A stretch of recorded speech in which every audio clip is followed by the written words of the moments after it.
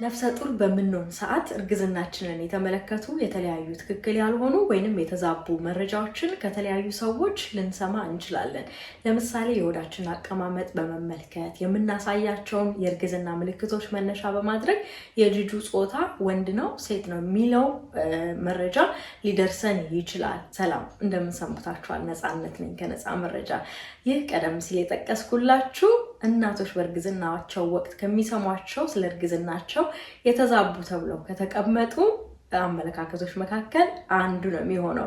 ስለዚህ በዛሬው የመረጃ ሰዓቴ ላይ እነዚህ የተዛቡ አመለካከቶች ምንድን ነው የሚመስሉት፣ እውነታው ላይስ የጤና ባለሙያዎች ያስቀመጧቸው መረጃዎች ምን ይመስላሉ የሚለውን በጋራ አያይዤ ወደ እናንተ የማደርሳችሁ ይሆናል። ለቻናሌ አዲስ ከሆናችሁ ቻናሌን ሰብስክራይብ አድርጉልኝ። መረጃው ለብዙዎች ተደራሽ እንዲሆን አጋሩት፣ ላይክ አድርጉ። የተሰማችሁ ሀሳብ አስተያየት የሚኖር ከሆነ ኮሜንት ላይ ልታስቀምጡልኝ ትችላላችሁ። በቀጥታ ወደ መረጃ ያልፋለሁ። አብራችሁኝ ቆዩ።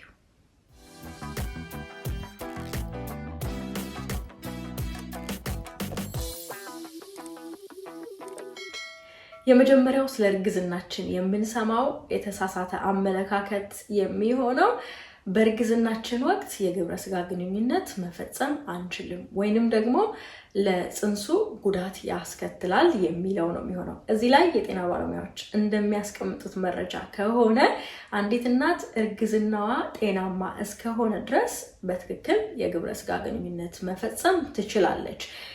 እንዳትፈጽም የሚከለከልባቸው መንገዶች ሊኖሩ ይችላሉ። ለምሳሌ ፕላሴንታ ወይንም የእንግዴ ልጅ ቀድሞ መምጣት ካለ፣ የደም መፍሰስ በእርግዝና ወቅት የሚያጋጥማት ከሆነች፣ እንደዚሁም መንታ እርግዝና ከሆነ፣ ከዚህ ቀደም የውርጃ ታሪክ በእርግዝናዋ ላይ የነበራት እናት ከሆነች እና በአጠቃላይ ማህፀን አካባቢ የተለየ የጤና ችግር ያላት እናት ከሆነች የግብረ ስጋ ግንኙነት ባትፈጽም መልካም እንደሆነ ይቀመጣል። ስለዚህ እርግዝናዋ ጤናማ ለሆነች እናት የግብረ ስጋ ግንኙነት ማድረግ ምንም አይነት ጽንሱ ላይ የሚያስከትለው ጉዳት እንደሌለ የጤና ባለሙያዎች ያስቀምጣሉ። ሁለተኛው ደግሞ ቀደም ሲል እንዳልኳችሁ የልጁን ጾታ ወንድ ነው ወይንስ ሴት ነው የሚለውን የሆዷን አቀማመጥ በመመልከት ሆዳችን እንደዚህ ክብ ከሆነ፣ ወደ ታች ከወረደ ወይንም ደግሞ የምናሳያቸው የተለያዩ የእርግዝና ምልክቶች ይኖራሉ። ለምሳሌ ማቅለሽለሹ ኃይለኛ ከሆነ ወይንም ዝቅ ያለ ከሆነ ወንድ ነው ሴት ነው ብለው የሚነግሩን ሰዎች ይኖራሉ። በአጠቃላይ ግን ይህ መረጃ ትክክል አይደለም የሚሆነው። አንዲት እናት ጾታውን ልታቅ የምትችለው የእርግዝናዋ 5ኛ ወር ላይ ወደ ጤና ተቋም በመሄድ በምታረጋግጠው የአልትራሳውንድ ውጤት ብቻ ነው የሚሆነው። ስለዚህ ከውጭ የምናሳያቸውን የተለያዩ አካላዊና አእምሯዊ ለውጦችን በመመልከት ጾታው ይህ ነው ብሎ ማስቀመጥ እንደማይቻል ጭምር የጤና ባለሙያዎች የሚያስቀምጡት ነው የሚሆነው። ሶስተኛው ነገር ደግሞ በእርግዝና ወቅት ትንሽ የአልኮል መውሰድ ምንም ችግር የለውም የሚል የተዛባ አመለካከት ነው። ይሄ በፍጹም ትክክል እንዳልሆነ የጤና ባለሙያዎች ይናገራሉ። አንድ ብርጭቆ ወይን ብጠጣ ችግር የለውም ማለት ወይንም ደግሞ ቤት ውስጥ የሚዘጋጁ እንደ ሀበሻ ስንመጣ ጠላ፣ ጠጅ ብንወስዳቸው ምንም ችግር የለውም ብለን እናስቀምጣለን። ሌሎች ሰዎችም እንደዛ ብለው ምክር ሊሰጡን ይችላሉ። ይህ ግን ትክክል እንዳልሆነ ባለሙያዎች ይናገራሉ። ለምን መሰላችሁ ይህንን የሚናገሩት?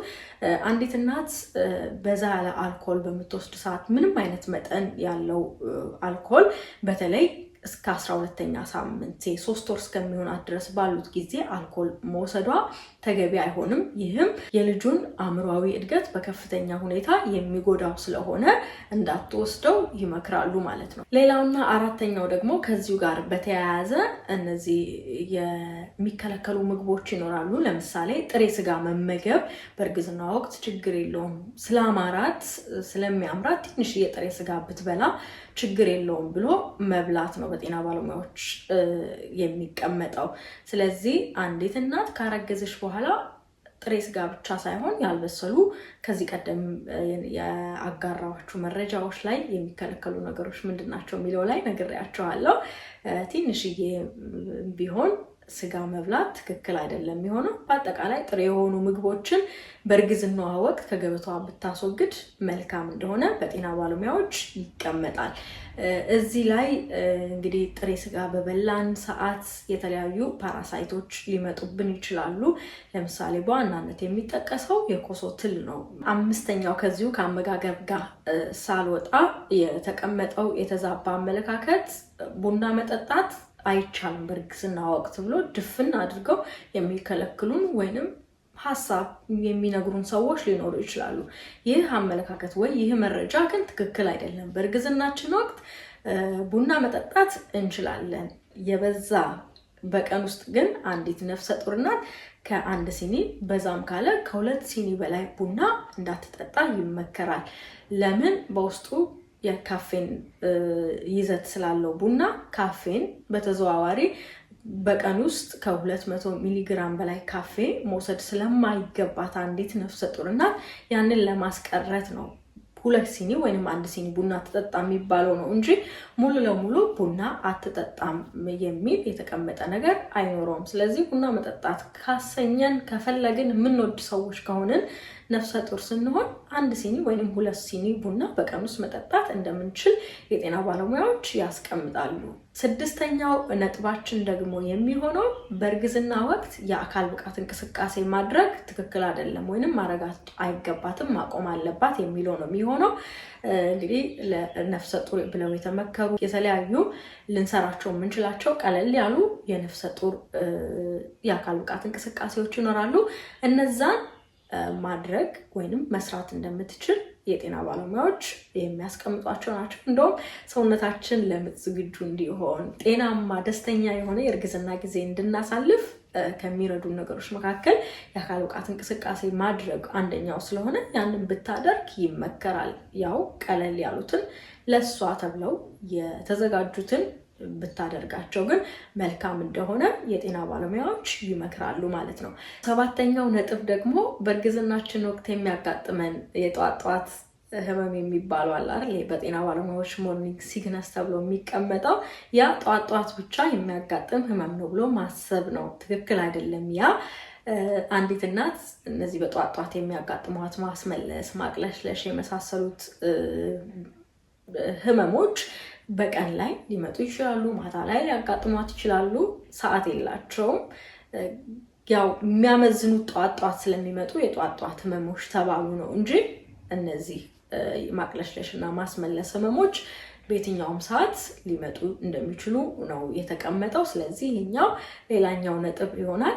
8ኛ ላይ ደግሞ አንዳንድ ምግቦች ብንመገባቸው የፅንሱ ላይ አለርጂ ያመጣሉ። ለምሳሌ ወተት፣ ለውዝ፣ እንቁላል እነዚህ ምግቦች ብንመገባቸው ገና ያልተወለደው ማህፀናችን ውስጥ ያለው ፅንስ ለአለርጂ ተጋላጭ ይሆናል ብሎ ማሰብ ትክክል እንዳልሆነና ይህም የተዛባ መረጃ እንደሆነ የጤና ባለሙያዎች ያስቀምጣሉ። እርግጥ ነው በእርግዝናችን ወቅት እንድንበላቸውና እንዳንበላቸው የሚከለከሉ የሚመከሩ የምግብ አይነቶች ሊኖሩ ይችላሉ። ግን ለውዝና ወተት፣ እንቁላል አለርጂ ለልጁ ላያመጣ ይችላል። ምናልባት አንዲት እናት ግን ለራሷ ስትመገበው አለርጂ ካረገባት እንቁላልም ወተትም ስትመገብ ማር ሊሆን ይችላል፣ ለውዝ ሊሆን ይችላል። እነሱን በምትመገብ ሰዓት ለራሷ አለርጂ የሚያደርግባት ከሆነ ባትወስዳቸው ይመከራል ነው እንጂ ፅንሱ ላይ ምንም አይነት ጉዳት አያመጡም። ስለዚህ መመገብ ይቻላል ማለት ነው። ሌላኛውና 9ኛው ነጥብ ደግሞ የምንመገበው በእርግዝና ወቅት ለ2 ሰው ነው መሆን ያለበት የሚባለው አመለካከት። እንዴ አንቺ እኮ የምትበይው ለ2 ነው፣ ስለዚህ በደንብ ብይ እንባላለን አይደለ? እርጉዝ ስንሆን ይህ ትክክል አይደለም። ስለዚህ በቀን ውስጥ ማግኘት የሚገባኝ የካሎሪ መጠን ምን ያህል ነው የሚለውን ወይንም አመጋገቤን በምን መልኩ ነው ማስተካከል ያለብኝ፣ ለነፍሰ ጡር የሚመከረው አመጋገብ ምን አይነት ነው የሚለውን የተለያዩ ንጥረ ነገር ያላቸው ምግቦች በገበታችን አካተን መመገቡ ላይ ነው እንጂ ትኩረት ማድረግ የሚገባን እንደ ጤና ባለሙያዎች መረጃ ከሆነ ለ2 ሰው ነው የምበላው ብሎ በብዛት መብላት ትክክል ወይንም ደግሞ መረጃው የሚነገረን የተዛባ እንደሆነ ያስቀምጣሉ። ስለዚህ የምንመገበው ለ2 ነው ብለን በብዛት ምግብ መመገብ እንደማይገባን የጤና ባለሙያዎች የሚያስቀምጡት 9ኛው ነጥብ ይሆናል። 10ኛው ነጥብ ደግሞ ይህ በተለምዶ እንግዲህ በጣም ብዙ ጊዜ የምንሰማው ነው። አንዲት ነፍሰ ጡር ናት የተለየ ነገር ሊያምራት ይችላል የሚል ነገር። ይህ ከአእምሯችን ጋር የተያያዘ ነገር ሊሆን ይችላል። ወይንም ደግሞ አንዳንድ እናቶች አልፈው የሚያምራቸው ነገር የተለየ ነገር መመገብ ሊፈልጉ ይችላሉ ነው እንጂ ለምሳሌ አፈር መብላት፣ አመድ መብላት፣ የሆነ ነገር የሆነ የተለየ ነገር መብላት የሚያምራቸው ሰዎች ሊኖሩ ይችላሉ ነው እንጂ ሙሉ ለሙሉ ይህ ነገር ትክክል አይደለም። ወይንም ሁሉም ያረገዘ እናት ሁሉ የተለየ ነገር ያምረዋል ማለት እንዳልሆነ የጤና ባለሙያዎች ከሚያስቀምጡት የተዛባ ተብሎ ከተነገሩ መረጃዎች መካከል ይሆናል ማለት ነው። 11ኛው ትክክል ያልሆነ ነገር ደግሞ አብዛኛው እናቶች በተባሉት ቀን ወይንም ደግሞ ይወልዳሉ ተብሎ የመጨረሻ የሚቀመጥላቸው በጤና ባለሙያዎች ቀናት ይኖራሉ፣ ዲው ዴት የሚባለው።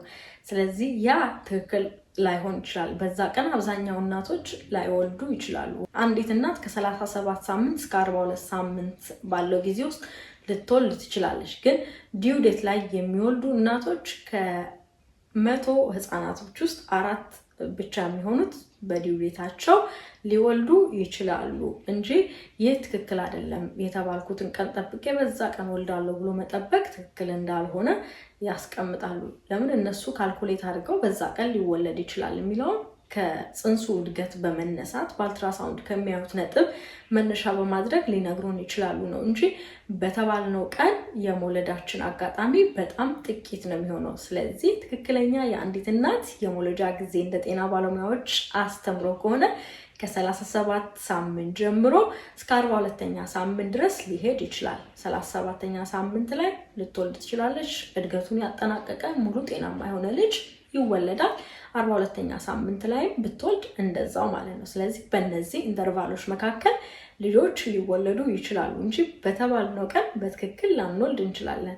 እኔ እንደውም እንደ አጋጣሚ ሆኖ ሁለተኛ ልጄ በተባልኩት ቀን ወልጃለሁ። በዚህ አጋጣሚ ልንገራችሁ 40ኛ ሳምንቴ ላይ ነበር የወለድኩት። ከ104 እናቶች ተብሏል አይደል? ከ4 እናቶች ውስጥ እንግዲህ አንዷ ነሽ ተብዬ ነው የወለድኩት ነው እንጂ የመውለድ አጋጣሚያችን በጣም ዝቅተኛ ነው የሚሆነው። 12ኛው ጉዳያችን ደግሞ በእርግዝና ወቅት የአየር በረራ ማድረግ አይቻልም የሚል የተዛባ አመለካከት ነው የሚነገረን። ይህ ትክክል እንዳልሆነ የጤና ባለሙያዎች ያስቀምጣሉ።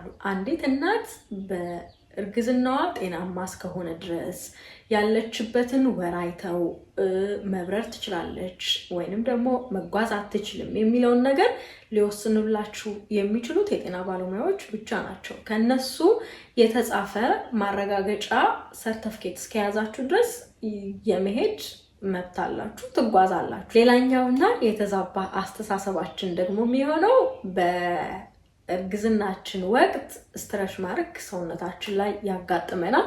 ስለዚህ ያ ስትረሽ ማርክ የተለያዩ ክሬሞች ያጠፉታል ብሎ ማሰብ መቻል ነው። አዎ የሚያስከትልብንን ጉዳት የተለያዩ ኦይሎችን ስንቀባ ወይንም ክሬሞችን ስንቀባ ሊቀንሱልን ይችላሉ ነው እንጂ ሙሉ ለሙሉ ስትረሽ ማርክ እነዚህ ክሬሞች ወይንም ኦይሎች አያጠፉም። ምንም አይነት ኦይል ብንቀባው ስትረሽ ማርክ አንዴ ካለ አለ በቃ። ከወለድን በኋላ ግን ራሱ ቆዳችን የተስተካከለ ሲመጣ እንደሚጠፋ የጤና ባለሙያዎች ያስቀምጣሉ። ስለዚህ ቆዳችንን ትሪት ማድረግ በተለያዩ ኦይሎች በእርግዝናችን ወቅት እንዳለ ሆኖ ሙሉ ለሙሉ ግን ስትረሽ ማርካችንን ያጠፋል ብለን መጠበቅ እንደሌለብን ጭምር የተቀመጠ ሌላኛው መረጃ ነው የሚሆነው። የመጨረሻውና 14ኛው ቤታችን ውስጥ ካረገዝን በኋላ ድመት ልትኖር አይገባም፣ ማስወጣት አለብን የሚለው የተሳሳተ አመለካከት ነው። ድመታችንን ከምናስወጣ ይልቅ በካካቸው ምክንያት የሚመጣ የበሽታውን ስም አላውቀውም፣ በሽታ ይኖራል። ያልተወለዱ ቤቢዎችን ማህፀናችን ውስጥ ያለውን ህፃን ሊጎዳ የሚችል ነገር ይኖረዋል ካካቸው። ስለዚህ ድመቶቻችንን ማስወጣት ሳይሆን የሚገባን ካካ በሚሉበት ሰዓት ስናጸዳ የእጅ ጓንት ማድረግ ወይንም ሌላ ሰው እንዲያጸዳልን ማድረግ፣ ከእጃችን ጋር ያለውን ንክኪ መቀነስ ነው እንጂ የሚገባን ድመቶችን ከቤት ማስወጣት ትክክለኛ ያልሆነ መረጃ እንደሆነ የጤና ባለሙያዎች የሚያስቀምጡት ነው። ስለዚህ ከብዙ እኔ እነዚህ ነጥቦች መርጬ ወደ እናንተ በዛሬው መረጃ ሰዓቴ አጋርቻለሁ። መረጃው እንደጠቀማችሁ ተስፋ አደርጋለሁ። ለቻናሌ አዲስ ከሆናችሁ ቻናሌን ሰብስክራይብ አድርጉልኝ። መረጃው ለእናቶች ይጠቅማል፣ አጋሩት። ላይክ አድርጉ። የተሰማችሁ ሀሳብ አስተያየት ካለ ኮሜንት ላይ ታስቀምጡልኝ ትችላላችሁ። ቀጣይ በሌላ ጠቃሚ መረጃ እንገናኛለን። እስከዛው ቸር ሰንብቱ።